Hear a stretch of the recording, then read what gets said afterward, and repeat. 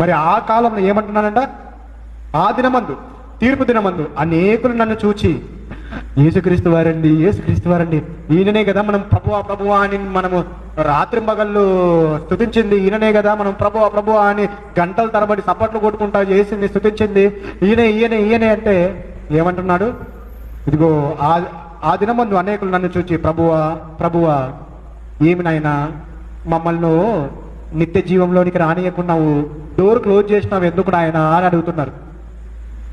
ఎందుకంట, ప్రభువా నీ నామమున మేము దెయ్యాలను వదలగొట్టలేదా, నీ నామమున మేము ప్రవచింపలేదా, నీ నామమున మేము అద్భుతాలు చేయలేదా?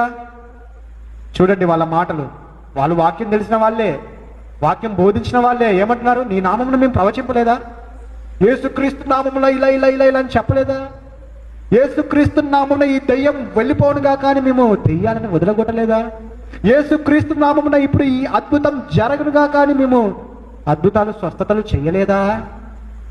నేను నూనె ఇస్తే, నేను నూనె రాస్తే, నేను ఇసుక ఇస్తే ఆ పంట పండుతుంది, నేను నూనె ఇస్తే ఆ రోగం వెళ్ళిపోతుంది, నేను నూనె ఇస్తే లేకపోతే నేను ఆశీర్వదిస్తే నీకు గర్భం వస్తుంది, నేను ఆశీర్వదిస్తే నీకు కొడుకు పుడతాడు, నేను ఆశీర్వదిస్తే నీకు రోగం పోతుంది, నేను ఆశీర్వదిస్తే నీకు ఇలా కలుగుతుంది, నేను ఆశీర్వదిస్తే నీకు ఎంతో ఐశ్వర్యం కలుగుతుందనే వాళ్ళు చాలా మంది ఉన్నారండి.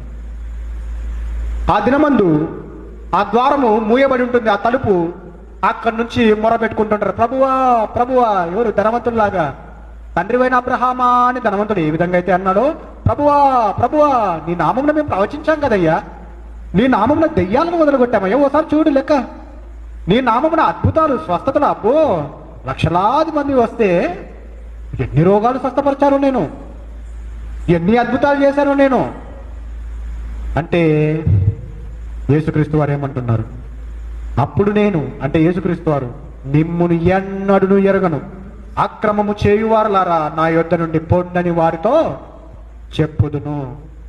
అక్రమము, క్రమం లేదు మీ దగ్గర. వాక్యము క్రమము నేర్పిస్తుంది, మర్యాదగా క్రమంగా నడుచుకోమంటుంది వాక్యము. అయితే మీరు ఆ క్రమాన్ని పాటించేవారు కాదు, అక్రమం చేసేవాళ్ళు మీరు, క్రమాన్ని చెడగొడుతున్న వాళ్ళు మీరు, అబద్ధ ప్రవక్తలు మీరు.